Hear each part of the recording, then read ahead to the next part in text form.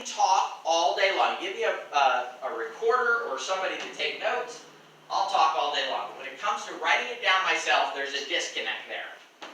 So I take out my phone, plane takes off the ground, and I start typing.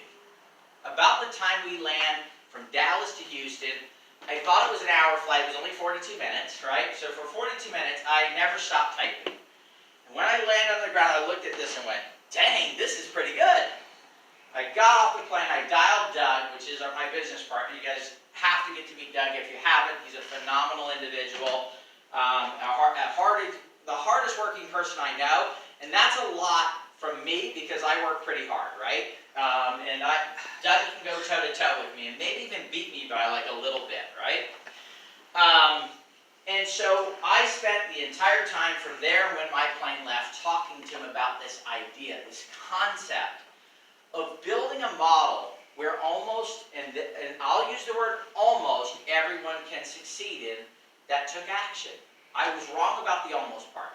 Every single person who gets involved in KulaBrands, that has the patience and the dedication, and that pledges on projects or all, and I'm going to explain the process of how it goes, will end up making a residual income.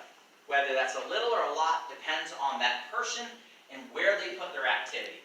So we have the only model that I know of where 100% of the people that get involved and engage, and I did a talk and someone just said they loved it, they just heard it. I have put a challenge out there on the internet of anybody that can show me another business model that does this, and so far it's been out there I think almost a year now, maybe it's 9 months. Not a single person has called me and said, hey, I've got that model. Because it doesn't exist anywhere else. Because what the other models fail to do is look at what you already do in what's already in your life and figured out what we figured out to do, which is this. You already create value for entrepreneurs. Every single one of you guys do it every single day. Every brand that is built, every company that is built, every artist that becomes a success, whether it's Nas or I don't care what genre it's in, it is people that make them successful at the end of the day. They have to do the work. They have to get it out there. But at the end of the day, if nobody buys your product, nobody does anything, you cannot succeed in business. So wait a minute. If people are the key element to the success of businesses, as long as the entrepreneur is willing to do the work, then wait a minute, why couldn't we build a community of people that want to make residual income in the home-based business industry and connect them with the entrepreneurs, allow them to do what they're already doing, and both parties win? And that was the birth of KulaBrands. That's the idea that became it. So I get off the plane, excited about it, explain it to Doug. He maps it out. Of course, life gets busy, and we put it on the back shelf for a few months. And so December rolls around, and at this point I have these terrible sinus issues, right? They're like, and guys, I literally work 18 hours a day at least, right? That's an average day, 18 hours a day, 7 days a week. But I was struggling because of these sinus issues, and I'd been to the doctors and all that stuff. A friend of mine says, look, he had just taken over a new network marketing company, and he says, I'm going to send you some product. He sends me the product, I take it, within hours, my sinus problem's going away, right? Within a few days, it's cleared up. I decide to join one more company, right? We're going to go at it. They invite me to come to Vegas. I go to Vegas, and I sit down across from them, and I say, listen, I'll get involved, but you have to promise me that you will treat me like I'm a business owner. And that means bad, good, ugly, tell me the truth. I said, if you'll do that, we'll build an organization. Because the one thing I hate more than anything else in the home-based business industry are the owners who act like you do not know anything about business or you have no value other to provide than connecting them to your friends and extorting money out of them and putting them on an auto ship, right? Exactly. It's simple, exactly. Right? Value from it, and for, of course, the people that are in KulaBrands, guys, this is not just talk. If you're in KulaBrands, you know that we value the feedback that we get from the members. That doesn't always mean we agree, and it doesn't always mean we do it. But we listen to what the community has to say. As a matter of fact, it is in our member agreement, okay? Because I believe if you're going to say you'll do something, put it in writing and do that. So that's what we've done.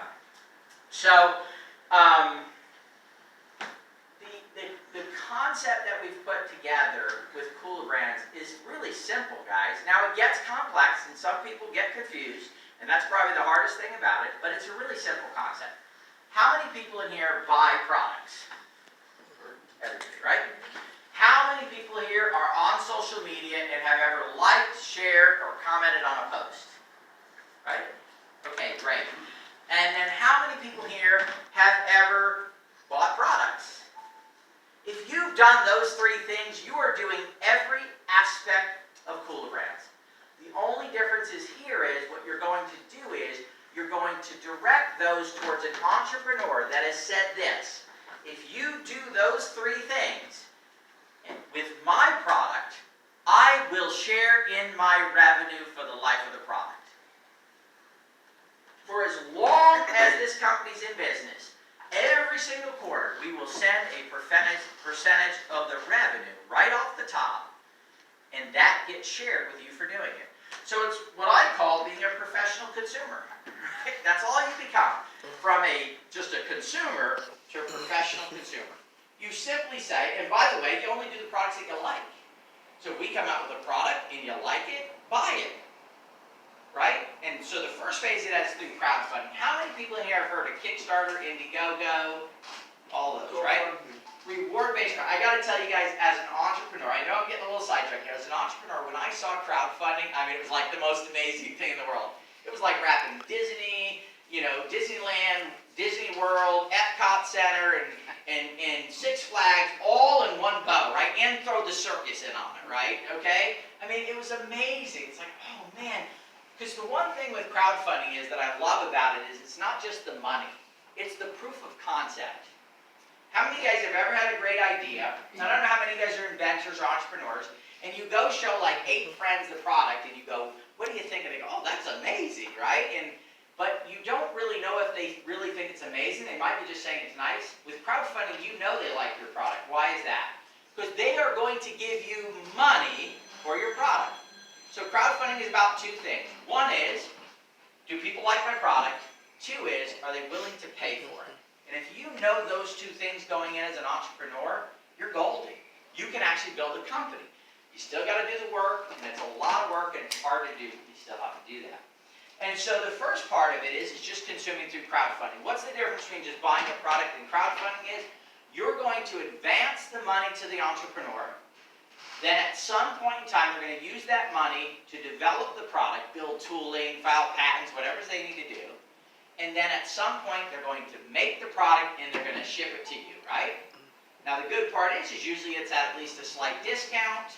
So you're going to save a little bit of money on it and you're an early adopter of the product, right? That's all crowdfunding is. You're just simply saying, here you go. How do we make it different with KulaBrands? Well, if I crowdfund, currently, I have to put my product up there and I have to go find you to maybe crowdfund it, and then go find Joe to crowdfund it, and maybe get, you over here to crowdfund it, and we get Frank to crowdfund it, and we get Steve to crowdfund it, and so I've got to go as an individual. What we've done as a community with KulaBrands, we just said, hey, let's come together as a team. We all want to make, how many people here want to make residual income? Right? Passive residual income. Great. We're just a community of people that all come together and say we all want to make that. So let's partner together, and instead of me having to go to 1,000 different people to get them to crowdfund, which would be a ton of work, almost impossible to do, right? Which is why most crowdfunding campaigns fail, okay? We just do it in a community setting where the inventor can come to one place, share his item, and then say, are you guys interested in crowdfunding? Yes. Okay, everybody's interested in crowdfunding, raise your hand, right? And we do that through KulaFunded. You simply say, yes, when this launches on a crowdfunding platform, I'm willing to pledge on it. So it's what's called our pre-pledge. So you do that, and you only do that with the products that you like.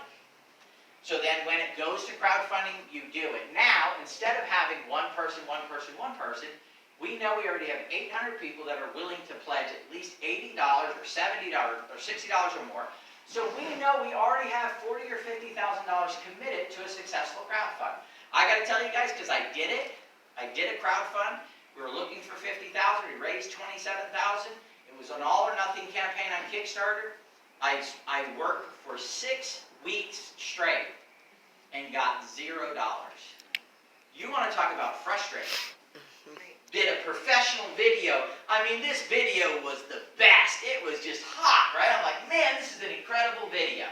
We spent $10,000 on making this video, and we got nothing. So not only did I get nothing in 6 weeks of work, Doug was right there with me. He helped me with the campaign. So the two of us worked, and as you guys know, 18 hours a day for 6 weeks, 7 days a week. Doug's putting in 18, I'm putting in 18. That's a lot of hours to get nothing. And matter of fact, not nothing. We lost about $20,000 on doing that campaign. We don't have that happen in KulaBrands. Why?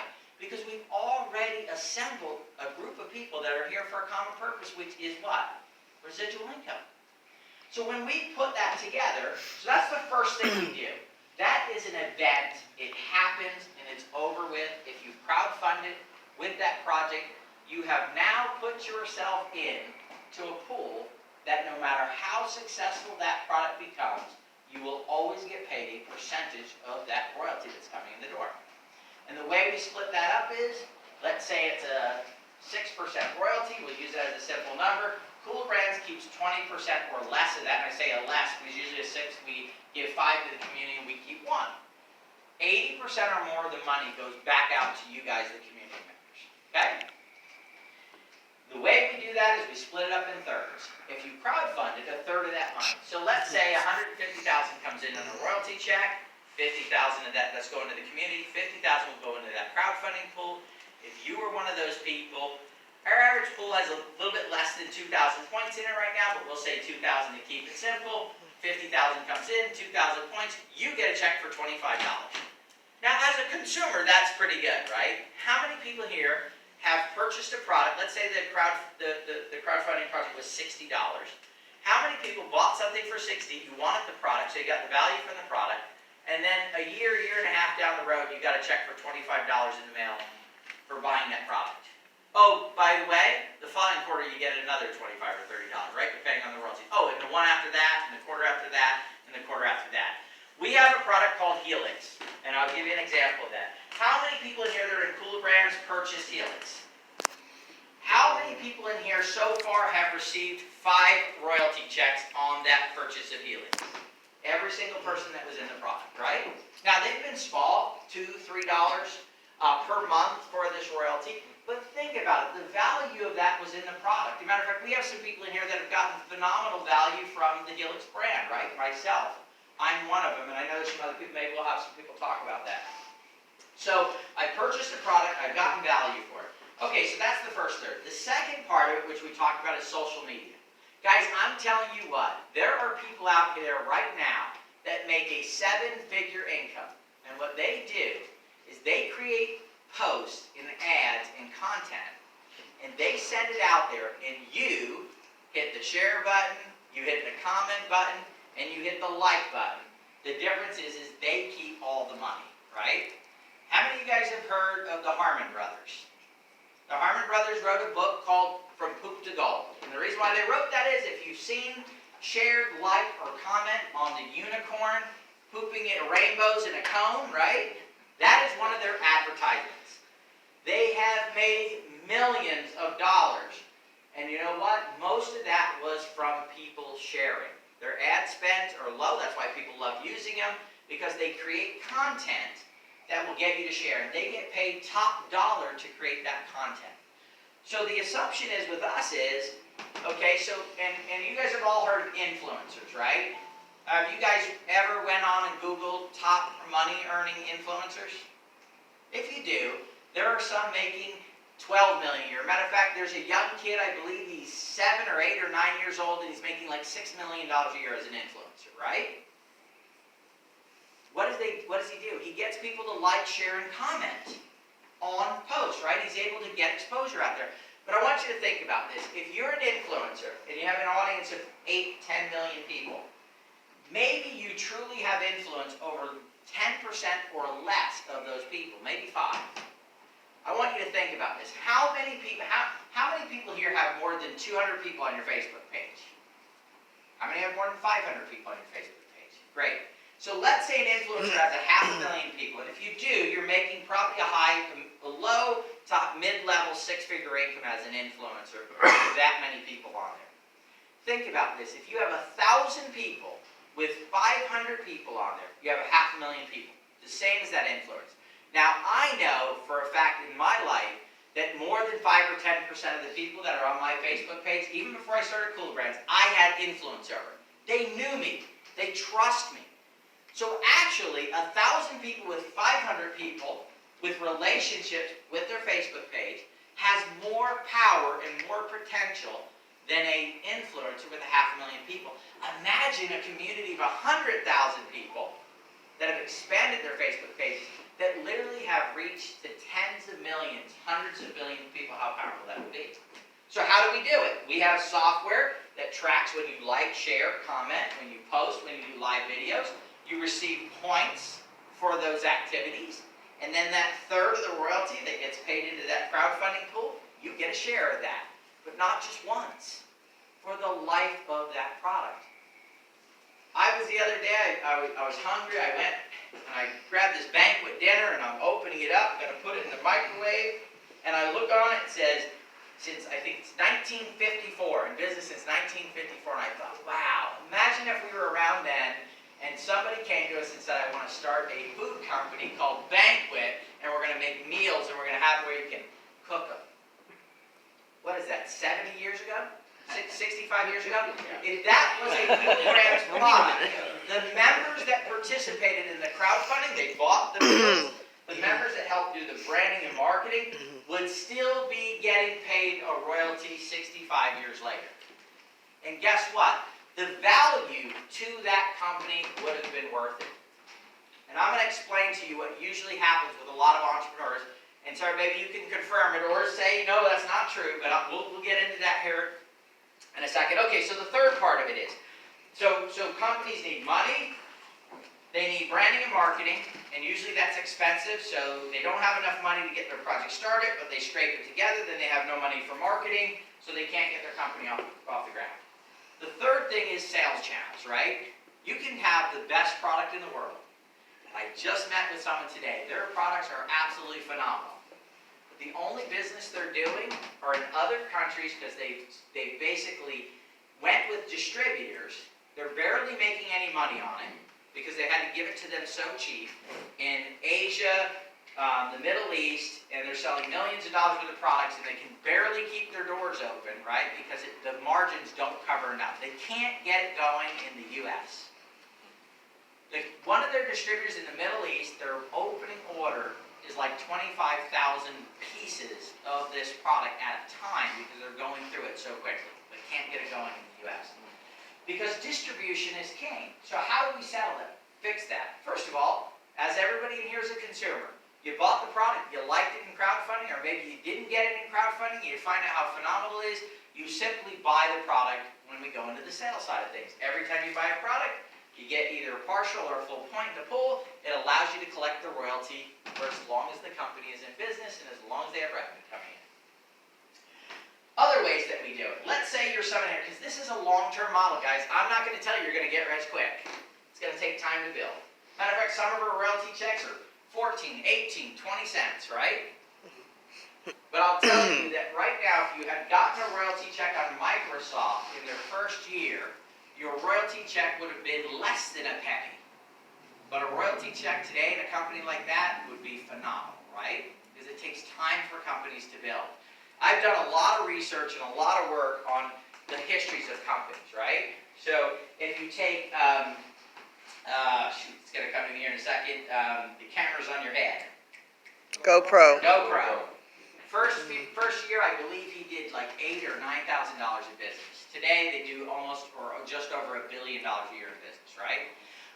The woman who created Spanx, she just posted on LinkedIn the other day 19 years. a picture of her house, and on the porch is all the boxes, because while she was at work selling Xerox machines, they would deliver the boxes and leave her on her porch. She'd come home from work and she would do it. Now imagine, that royalty check probably wasn't very big at that time. It wasn't even enough bringing enough money in the company to replace her salary at Xerox.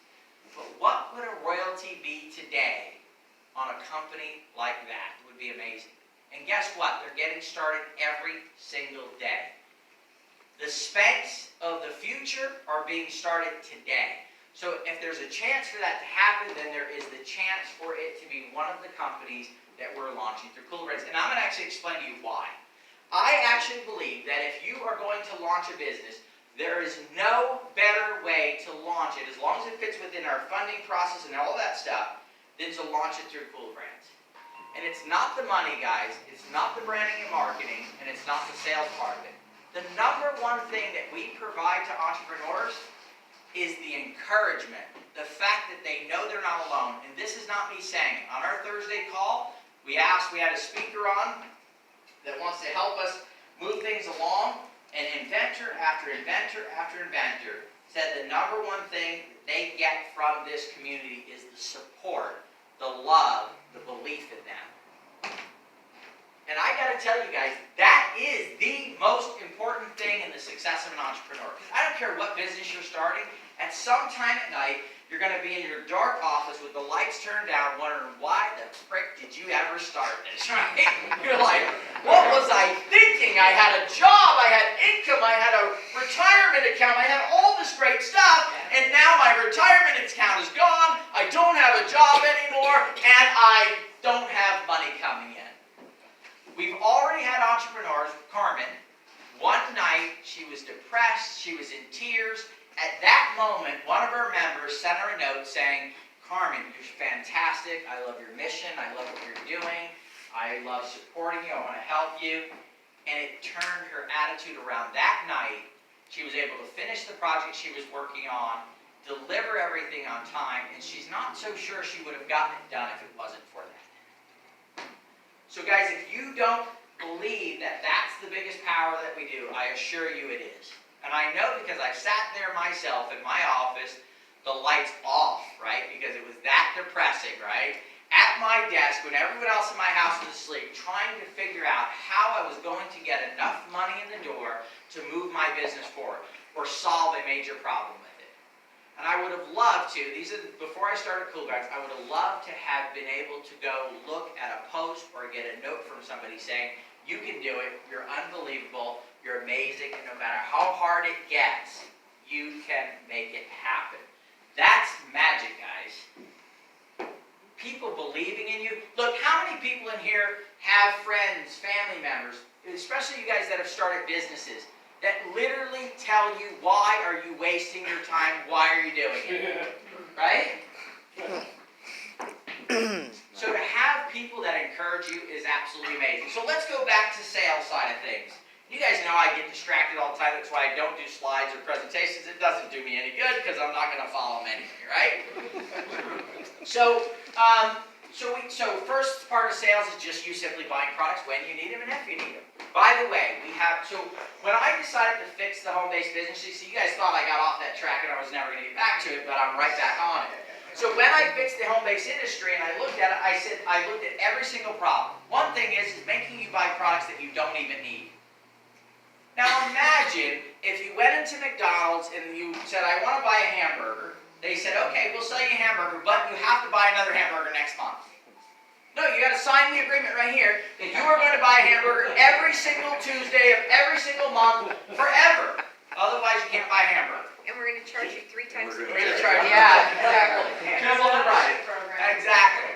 So, and that's the second part. I got to bring you around with me everywhere, right? Because guess what, guys? Our products have to be fairly priced. Why? Because our goal is not to always have it where, so the Amway has been around, I don't know how long they've been around, but they're still on a direct sales basis, right? It's still, if you want to buy it, you got to buy it through grandma or aunt or uncle or cousin or whatever it is. That's not our goal in KulaBrands.